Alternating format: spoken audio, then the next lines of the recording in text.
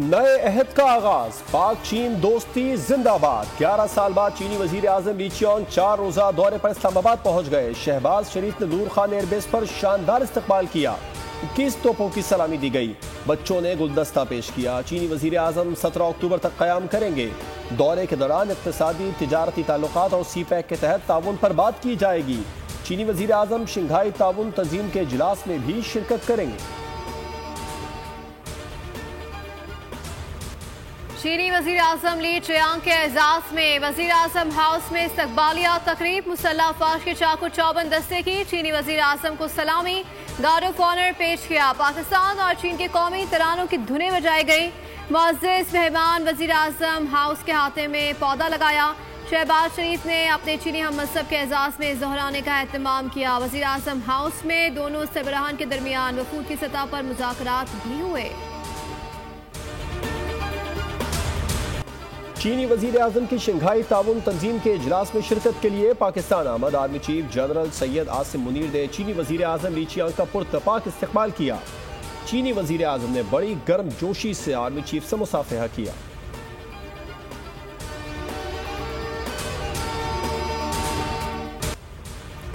Gwadar international airport की तकमील हम संगे मील है। पाकिस्तान की तरक्की के लिए चीन अपना किरदार अदा करता रहेगा। चीन के वजीर आजम ली चियांग का पाकिस्तान और चीन के दरमियान मुख्तलिफ मुआहिदों पर दस्तखत की तकरीब से खिताब। शहबाज शरीफ बोले कि पाकिस्तान की तरक्की के लिए चीन के पुख्ता अज़म के मुतरफ है। मुआहिदे दोनों मुल्कों के दरमियान नए बाब का इजाफा है। दोनों मालिक में smart classroom, CPEC working group, इंसानी वसाइल की तरक्की, आबी वसाइल के शो में ताउन, इत्तलात वासलात के शो में ताउन, ग़िज़ाई तहफ़्फ़ुज़, मुश्तरका लेबॉर्ट्रियों के क़याम के लिए मुफ़ाहमती याददाश्त पर मबनी दस्तावेज़ात का तबादला हुआ। दोनों वज़ीर आज़म ने न्यू गवादर इंटरनेशनल एयरपोर्ट का वर्चुअल इफ्तिताह किया।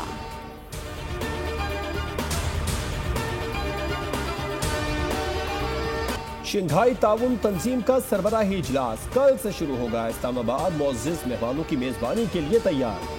वफाकी दारुल हुकूमत को सदा दिया गया। रुकन ममालिक के सरबराहान की तस्वीर और परचमों की बहार। जुड़वा शहरों में आज से 16 अक्टूबर तक आम तातील। शादी हॉल्स, कैफे, रेस्टोरेंट और स्नूकर क्लब बंद। खिलाफ वर्जी पर सख्त कार्रवाई होगी। इस्लामाबाद में सिक्योरिटी के सख्त इंतजाम।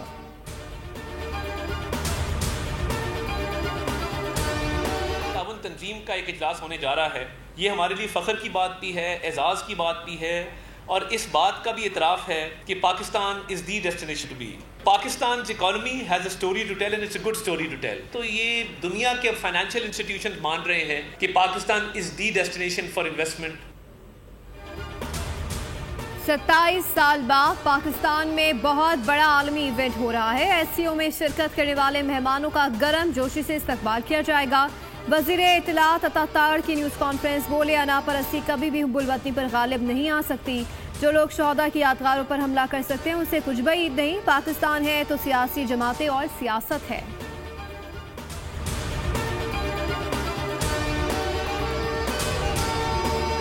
कि इस एहतजाज का उन्हीं दिनों में होना जब इस मुल्क के अंदर मुआशी तौर पर कोई CPEC जैसा मंसूबा और उसको आपके साथ बायलैटरल करने वाले मुल्क के सदर यहाँ पर तशरीफ ला रहे हों, तो ये एहतजाज इरप्ट कर जाता है। एक गिरोह ये समझता है कि ये घिराव जलाओ करना उसका हक है।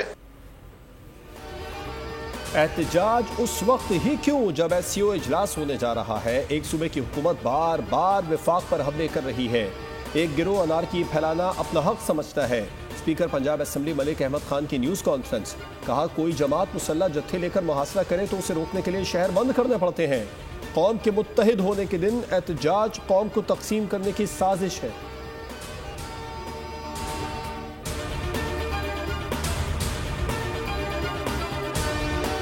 चार्टर ऑफ डेमोक्रेसी पे साइन किया। ऐसे जैसे है ऐसे चलते रहे। एक सवाल पूछना चाहूंगा, क्या आप पाकिस्तान का अदल का निज़ाम, इंसाफ का निज़ाम से मुतमिन हो या नहीं? अगर आपको इंसाफ चाहिए तो आम अदालत के साथ साथ आपको एक मखसूस अदालत चाहिए।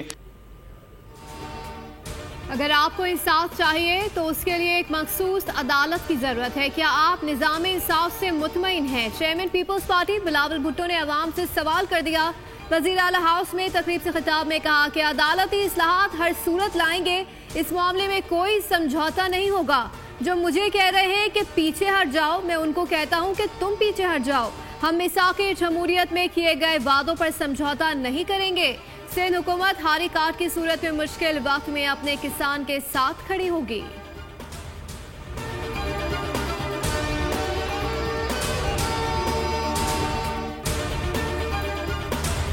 मसवदात इस वक्त शेयर किए गए हैं, उसमें काफ़ी अब हम आहंगी तकरीबन पैदा हो चुकी है। मैं कल बिलावल भुट्टो साहब से मिलूंगा, मैं मियां नवाज शरीफ साहब से भी मिलूंगा। वहाँ पे पार्लियामेंट जो है उसका काम ही यही है कि वो आईन कानून, ये उसका जॉब है, उसकी ड्यूटी है। आईनी तरमीम पर इत्तेफाक राय के करीब पहुँच चुके हैं। कल कराची में बिलावल भुट्टो, फिर लाहौर में नवाज शरीफ से मुलाकात करूंगा। मौलाना फजलुर रहमान की मीडिया से गुफ्तगू, कहा मुल्क के हालात और ज़रूरत के तहत कानून साजी होनी चाहिए। अवाम और मुल्क के मुफाद में सब कुछ करना है। पार्लियामेंट का काम ही आइन और कानून में तरमीम है।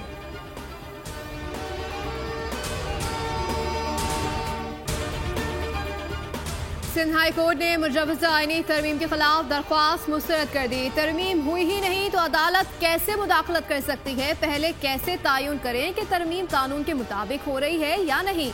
सुप्रीम कोर्ट के 15 रुकनी बेंच के फैसले के खिलाफ हम कैसे जा सकते हैं? Chief justice Sindh High Court के रिमार्क्स, कहा कि इस कानून के तहत मुसव्वदा बार कौंसल्स के सामने पेश करने का हुक्म दे। 24 करोड़ अवाम के नुमाइंदे असम्बली में मौजूद हैं। 3-4 लाइनें लिखकर दरख्वास्त दायर कर दी जाती है, फिर अखबारात में खबर लग जाती है।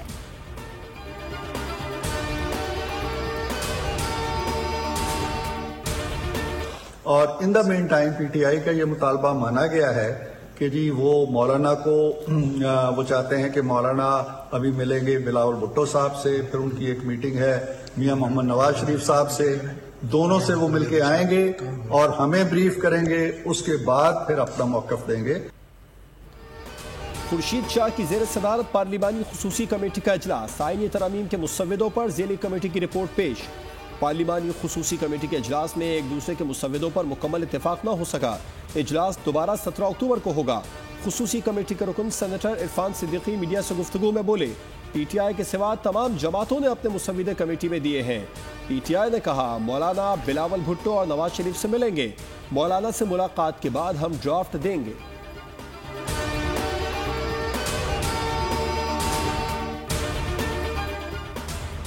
मुजवजा आईनी तरमीम का मामला, पार्लिमानी कमेटी के खुसूसी इजलास में हंगामा राय। तहरीक इंसाफ के उमर आयूब और ANP के अहमद वली खान में तल्ख जुमलों का तबादला। अहमद वली बोले कि बैरिस्टर गौहर के सिवा सब वक्त जाया कर रहे हैं। उमर आयूब ने कहा कि आप कौन होते हैं ये कहने वाले?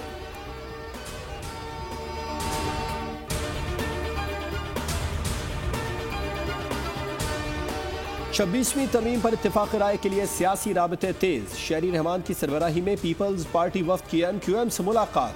आईनी तरमीम से मुतालिक मुशावरत की गई। शहरी रहमान ने कहा चेयरमैन बिलावल भुट्टो की हिदायत पर तमाम स्टेक होल्डर्स को अपने आईनी मुसव्वदे पर एतमाद में ले रहे हैं। मुलाकात में दोनों वफूद ने अपनी तरजीहात पेश की। MQM और पीपल्स पार्टी का पुराना ताल्लुक है। आज मुलाकात में तामीर गुफ्तगू हुई। सिमें बंद करना, इससे आपने और ज़्यादा इसे खौफ का सिंबल बना दिया। अब आपने 15 दिन का इजाफा किया, 15 का मज़ीद कीजिए, और फिर भी अगर लोग नहीं आते हैं तो आपको अगले माह भी जाना पड़ेगा। इनकम टैक्स गोशवारे जमा कराने की आज आखिरी तारीख। FBR के दफातर रात 12 बजे तक खुले रहेंगे। 30 सितंबर तक 36,60,000 गोशवारे मौसूल हो चुके हैं। कराची ताजर इत्तेहाद ने गोशवारे जमा कराने की तारीख में 15 रोज की तौसी का मुतालबा कर दिया।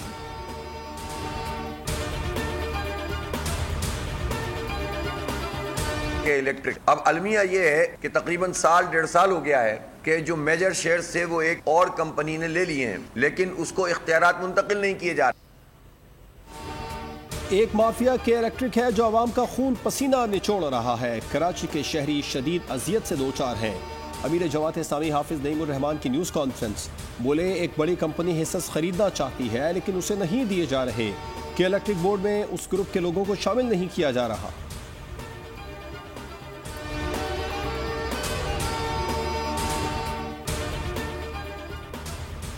कराची के इलाके कुरंगी में बिजली की लोड शेडिंग के खिलाफ शहरी सरापा एहतजाज। डिफेंस चौक से काला पुल आने और जाने वाले दोनों रोड ट्रैफिक के लिए बंद। मुजाहिरीन की इलेक्ट्रिक के खिलाफ नारेबाजी, गैर एलानिया और तवील लोड शेडिंग के खात्मे का मुतालबा।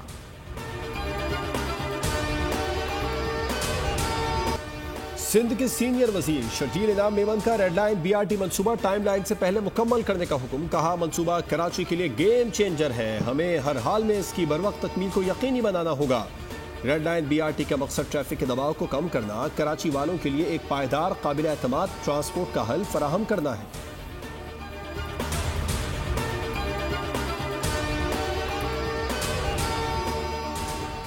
हिजबुल्लाह ने इसराइली फौज पर बड़ा ड्रोन हमला करके एयर डिफेंस सिस्टम को नाकाम बना दिया। हमले में 4 इसराइली फौजी हलाक, 70 जख्मी हो गए।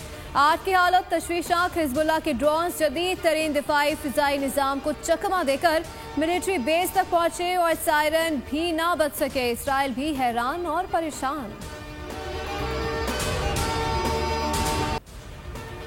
गजा में इसराइल की बर्बरियत न थमी। अल-अक्सा अस्पताल के बाहर खेमों पर बारूद की बारिश कर दी। देर अल-बिला में इसराइली बमबारी से 30 खेमों में आग लगने से 18 फलस्तीनी शहीद और 70 जख्मी हो गए। शुमाली गजा में 9 रोज से जारी मुहासरे के दौरान शहीद फलस्तीनियों की तादाद 300 से तजावुज कर गई। खुराक, पानी और अद्वियात की भी संगीन किल्लत पैदा हो गई।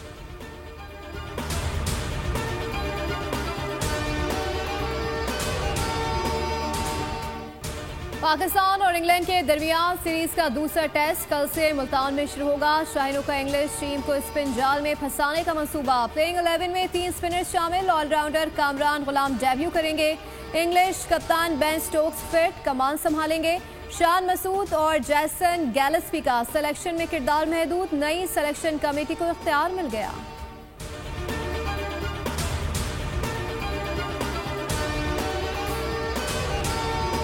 तो यही है ना यार, अब इनको सपोर्ट करना है, इनको करना है, बैक करना है। अब इनको निकालेंगे तो कोई पीछे नए, कोई सारे 11 के 11 तो नए नहीं मिल सकते ना। We just have to back them up. I suppose I know they are losing badly in test cricket, we are bottom of the table world test championship की, बट इसका क्विक फिक्स नहीं है।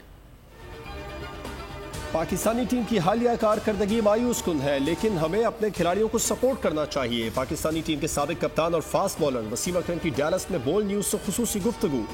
कहा,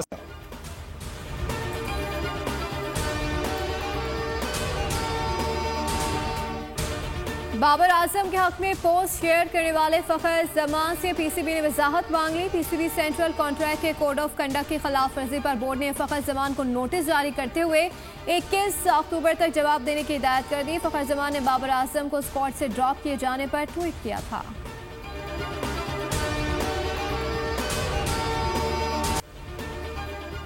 ICC women T20 world cup, New Zealand का पाकिस्तान को जीत के लिए 111 run का हदफ।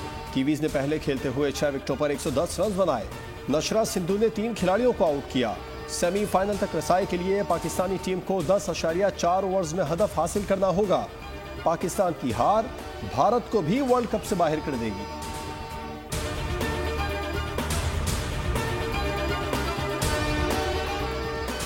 ऑस्ट्रेलिया का पाकिस्तान के खिलाफ होम वनडे सीरीज के लिए 14 रुकनी स्क्वाड का ऐलान। रेगुलर कप्तान पैट कमिंस की वापसी, मिचेल मार्श और ट्रेविस हेड को ज़ेरे गौर नहीं लाया गया। पाकिस्तान और ऑस्ट्रेलिया के दरमियान 3 वनडे मैचेस 4, 8 और 10 नवंबर को खेले जाएंगे।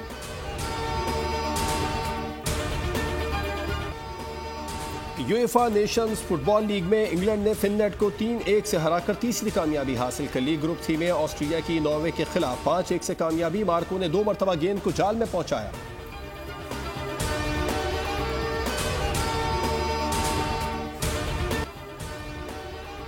और शाही खानदान का तख्ता उलटने के बाद पहली अफरा तफरी अंत के लिए जंग लाजिम ठहरी। एक्शन से भरपूर मूवी 100 यार्ड्स का नया ट्रेलर जारी। फिल्मात नवंबर को रिलीज की जाएगी।